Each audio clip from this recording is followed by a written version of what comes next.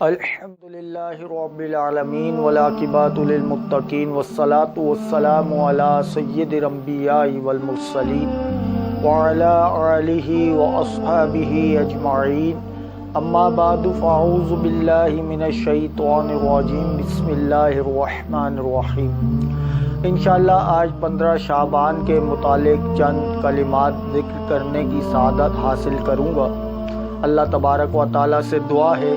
کہ اللہ تبارک و تعالیٰ مجھے حق بیان کرنے کی توفیق رفیق مرحمت فرمائے۔ حضرت عائشہ صدیقہ رضی اللہ تعالی عنہا ارشاد فرماتی ہیں کہ ایک رات میں نے اپنے بستر میں نبی کریم صلی اللہ تعالی علیہ وسلم کو گم پایا، تو میں جب باہر دیکھنے کے لیے نکلی تو میں نے دیکھا کہ نبی کریم صلی اللہ تعالی علیہ وسلم جنت البقیع کے قبرستان میں موجود ہیں، اور آپ نے ارشاد فرمایا، کیا تم کو یہ خطرہ تھا کہ اللہ اور اس کا رسول تم پر ظلم کریں گے؟ تو حضرت عائشہ صدیقہ رضی اللہ تعالی عنہا نے عرض کی کہ یا رسول اللہ صلی اللہ تعالی علیہ وسلم، میں نے یہ گمان کیا کہ آپ دیگر ازواج میں سے کسی زوجہ کے گھر تشریف لے گئے ہیں۔ تو نبی کریم صلی اللہ تعالی علیہ وسلم نے ارشاد فرمایا کہ اے عائشہ، آج 15ویں شعبان ہے، اور آج کی رات اللہ تبارک و تعالی آسمان دنیا پر اپنی شان کے مطابق نازل ہوتا ہے، اور اللہ تبارک و تعالی بنی کلب کی بکریوں کے بالوں کی تعداد کے برابر لوگوں کے گناہوں کو معاف فرما دیتا ہے، لوگوں کو جہنم سے آزاد فرما دیتا ہے۔ اور اسی طرح ایک اور حدیث ہے کہ حضرت علی بن ابی طالب رضی اللہ تعالی عنہ بیان کرتے ہیں کہ رسول اللہ صلی اللہ تعالی علیہ وسلم نے ارشاد فرمایا کہ جب 15ویں شعبان ہوتی ہے تو اللہ تبارک و تعالی غروب شمس سے لے کے طلوع فجر تک آسمان دنیا پر نازل ہوتا ہے جیسے کہ اس کی شان کے لائق ہے، اور اللہ تبارک و تعالی یہ ارشاد فرماتا ہے کہ سنو، کوئی بخشش طلب کرنے والا ہے تو میں اس کو بخش دوں، کوئی روزی طلب کرنے والا ہے تو میں اس کو روزی دوں، کوئی ہے کوئی ہے کوئی ہے، تو یہ سلسلہ طلوع فجر تک رہتا ہے۔ تو یاد رکھیے میرے مسلمان بھائیوں، اس حدیث سے ہمیں چند باتیں پتہ چلی۔ نمبر 1 کہ قبرستان جانا، اس رات قبرستان جانا، یہ نبی کریم صلی اللہ تعالی علیہ وسلم کی سنت مبارکہ ہے۔ اس رات ہمیں بھی اپنے عزیز و اقارب، اپنے دوست احباب کی قبور کی زیارت کرنی چاہیے اور قبرستان جانا چاہیے۔ اس کا یہ مطلب نہیں کہ دیگر دنوں میں جو ہے قبرستان جانے کی ممانعت ہے، یا دیگر دنوں میں ہم قبرستان نہ جائیں، بلکہ نبی کریم صلی اللہ تعالی علیہ وسلم کا فرمان ہے کہ اپنی موت کو کثرت سے یاد کیا کرو کہ یہ دنیا کی محبت کو کم کرتی ہے۔ تو ہمیں دیگر اوقات میں بھی قبرستان جانا چاہیے، لیکن خاص شب بارات والے دن، اسے شب بارات بھی کہا جاتا ہے، یعنی 15 شعبان کے دن جو ہے قبرستان جانا، یہ نبی کریم صلی اللہ تعالی علیہ وسلم کی سنت مبارکہ ہے، تو اس سنت پر ہمیں عمل کرنا چاہیے۔ اور اس حدیث سے ایک یہ بھی بات پتہ چلی کہ اس رات اللہ تبارک و تعالی آسمان دنیا پر اپنی شان کے مطابق نازل ہوتا ہے، تو اس رات ہمیں چاہیے کہ خوب گر گرا کر اپنے گناہوں سے ہم توبہ کریں، اور اللہ تبارک و تعالی سے ہم معافی طلب کریں، اور خوب سے خوب عبادت کر کے اللہ تبارک و تعالی کو راضی کرنے کی ہم کوشش کریں۔ اور تیسری بات کہ نبی کریم صلی اللہ تعالی علیہ وسلم نے جو ارشاد فرمایا کہ اس رات اللہ تبارک و تعالی بنی کلب کی بکریوں کے بالوں کی تعداد کے برابر لوگوں کے گناہوں کو معاف فرما دیتا ہے، تو یہ بہت بڑا ایک انعام ہے کہ جو ہم گناہگاروں پر اس رات ہوتا ہے کہ اللہ تبارک و تعالی تمام گناہگاروں کو معاف فرماتا ہے۔ نبی کریم صلی اللہ تعالی علیہ وسلم نے جو بنی کلب کی بکریوں کا ذکر کیا، ایک کثرت تعداد کی وجہ سے کیا، کیونکہ یہ ایک قبیلہ تھا کہ جو بکریاں بہت زیادہ پالا کرتا تھا اور ریوڑ کے ریوڑ ان کی بکریوں کے ہوا کرتے تھے۔ تو اب آپ اندازہ لگائیے کہ ایک بکری کے اوپر جو جتنے بال ہیں انہیں ہم شمار نہیں کر سکتے، گن نہیں سکتے۔ تو سوچیں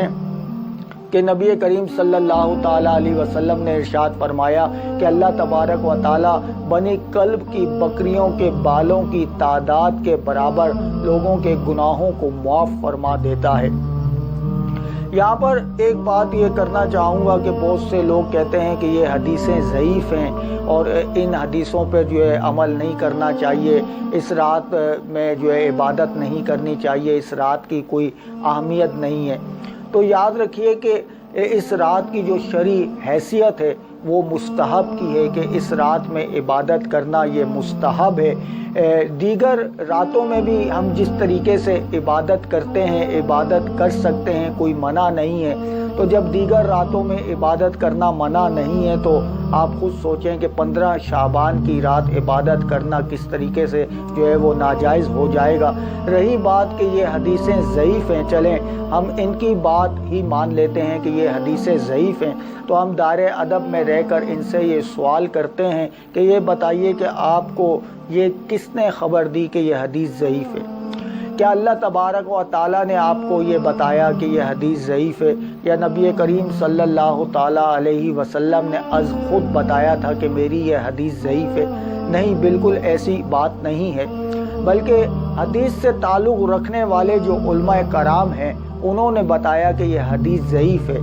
تو انہی علماء کرام نے یہ بھی بتایا کہ اگر ضعیف حدیث فضائل کے باب میں آ جائے تو وہ معتبر ہوتی ہے۔ یاد رکھیے کہ ضعیف حدیث جو ہے وہ جھوٹی حدیث نہیں ہوتی، بلکہ کچھ وجوہات کی بنا پر اس میں ضعف پایا جاتا ہے تو اسے ضعیف حدیث کہہ دیا جاتا ہے۔ لیکن یاد رکھیں کہ ضعیف حدیث اگر فضائل کے باب میں آ جائے تو اس پر بالکل عمل کرنا یہ جائز ہوتا ہے، یہ علماء حدیث نے ہی بتایا ہے۔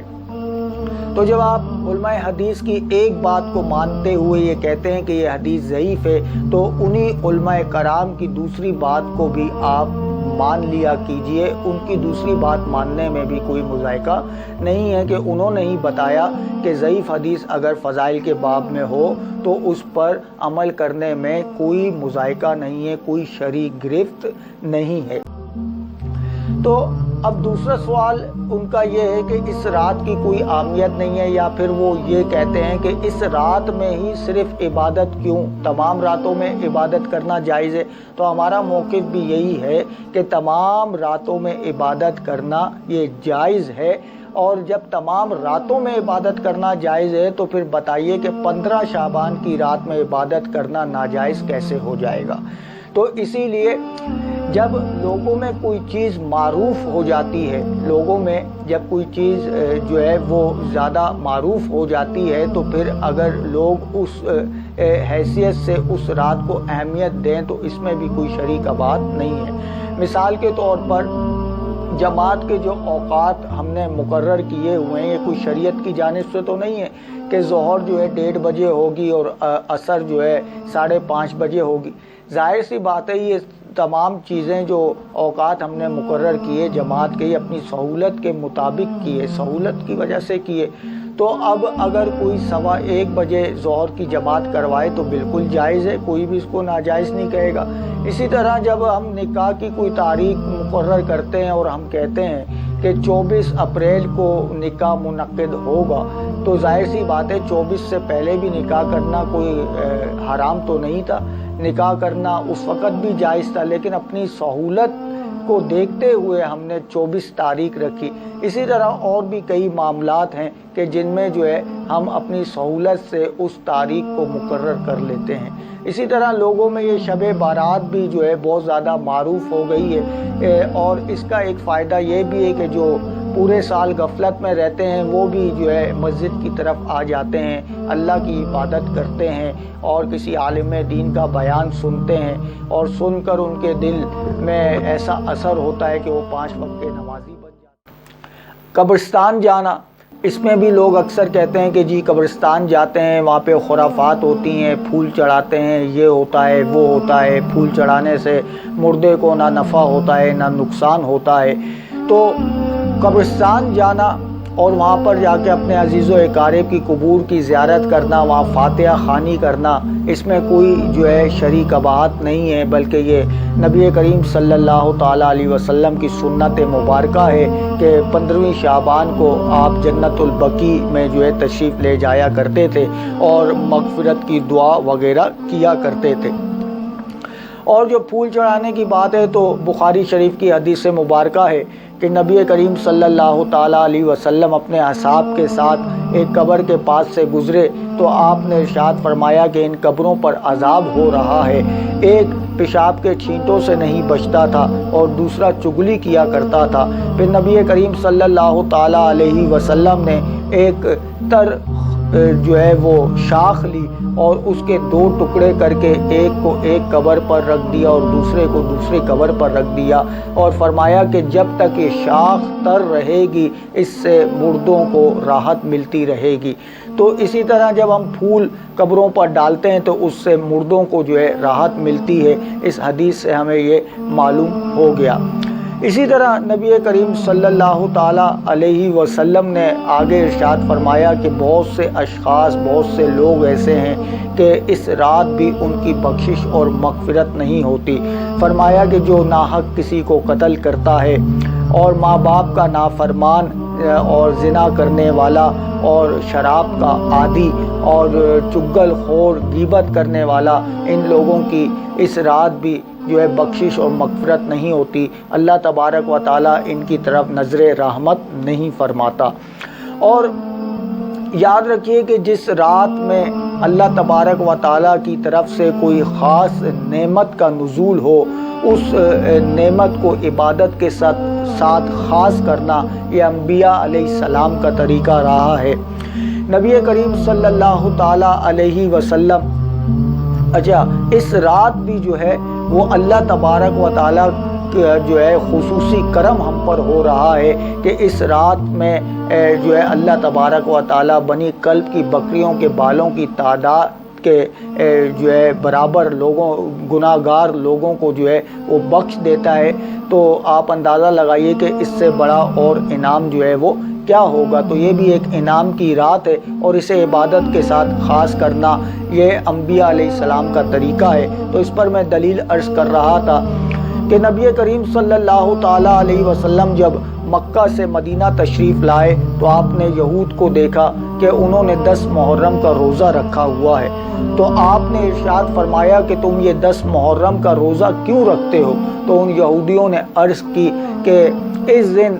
اللہ تبارک و تعالیٰ نے حضرت موسیٰ علیہ السلام کو فرعون سے نجات دی تھی اور فرعون کو غرق کیا تھا، تو حضرت موسیٰ علیہ السلام نے اللہ تبارک و تعالیٰ کے شکر میں یہ روزہ رکھا تھا اور حضرت موسیٰ علیہ السلام کی اتباع میں ہم یہ روزہ رکھتے ہیں۔ تو نبی کریم صلی اللہ تعالیٰ علیہ وسلم نے ارشاد فرمایا کہ تمہاری بانسبت ہم زیادہ اس چیز کے مستحق ہیں کہ ہم روزہ رکھیں۔ پھر آپ نے خود بھی روزہ رکھا اور اپنے اصحاب کو بھی یہ تعلیم ارشاد فرمائی کہ تم بھی روزہ رکھو۔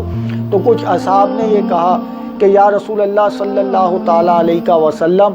اگر ہم نے بھی اسی دن روزہ رکھا یعنی 10 محرم کو تو یہ یہودی ہمیں طعنہ دیں گے کہ ہماری جو ہے نقل کرتے ہوئے تم یہ روزہ رکھ رہے ہو اور ان سے مشابہت ہو جائے گی۔ تو نبی کریم صلی اللہ تعالیٰ علیہ وسلم نے ارشاد فرمایا تو پھر تم اس طرح کرو کہ 9 محرم کا روزہ رکھو اور پھر 10 محرم کا روزہ رکھو، یا پھر 10 محرم کا روزہ رکھو اور 11 محرم کا روزہ رکھو، تاں سے ان سے مشابہت اختیار نہ۔ یہ مجھے اجازت مرحمت فرمائیے۔ وما علینا الا البلاغ المبین۔